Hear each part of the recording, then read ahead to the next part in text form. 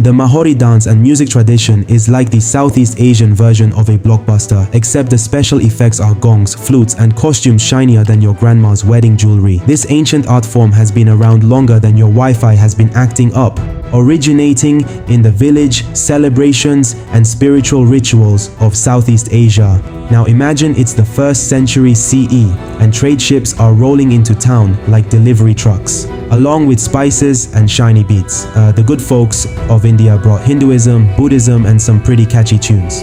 The locals took one look at these new instruments and thought, hey, this would go great with our dances, and thus Maori music got its first remix. Fast forward to the Khmer Empire, the Vegas of the 9th to 15th centuries. Maori music had gone full VIP, entertaining royalty and helping worship deities in style. Picture a court filled with performers wielding string instruments, bamboo, flutes, and gong circles, all while the king probably sat there thinking, this is better than Netflix. The Maori ensemble became a big deal, like a boy band that actually ages gracefully. Its members included the Kong Wong Lek, a small gong circle perfect for dramatic flair, the Sordwang and Soryu, string instruments that sound like they're narrating a love story, and the Jake, a zither that probably looks harder to play than it actually is. Together, they made music that was both classy and catchy enough to be the top hits of their time. And then there's the dance. Oh, the dance. Imagine slow, elegant movements so packed with meaning that even your most dramatic hand gestures would be jealous. Each move tells a story, usually about gods, heroes, or something equally epic. Performers wear outfits made of silk that scream, I am royalty, complete with headpieces that could probably double as Wi-Fi antennas. Themes? Think Ramayana meets your local fairy tales with a pinch of moral lesson to make sure you learn something. By the Ayutthaya period, Maori was the Beyonce of cultural traditions, invited to every coronation, religious event, and royal shindig. Later, during the Ratanakosin era, they decided to go all in, setting up schools to ensure that Maori's moves and grooves stayed on point. But like every great art form, Maori had its dramatic downturn. The 19th and 20th centuries rolled in, and suddenly Western music started stealing the show. People traded their gongs for guitars, and Maori was left wondering,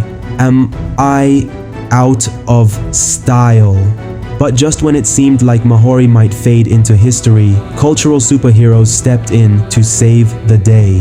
Revival efforts turned Maori into a symbol of national pride, making it a centerpiece of festivals, schools, and, you guessed it, tourist brochures. Today, Maori dance performances are like mini soap operas with music. They kick off with an invocation, think spiritual warm-up, dive into storytelling, the ancient version of a Netflix binge, and end with closing rituals, basically a curtain call, but cooler. Performers use gestures so intricate that they could probably win a hand-acting Oscar if one existed. Even with modern updates like lighting effects and multimedia, Maori hasn't lost its old-school charm. It's still the timeless art form that bridges the gap between Southeast Asia's epic past and the present, proving that good music, dance, and a little flair will never go out of style. So the next time you see a Maori performance, remember, you're not just watching a dance, you're witnessing the ultimate mix of ancient storytelling, divine vibes, and costumes fabulous enough to make your Instagram followers jealous.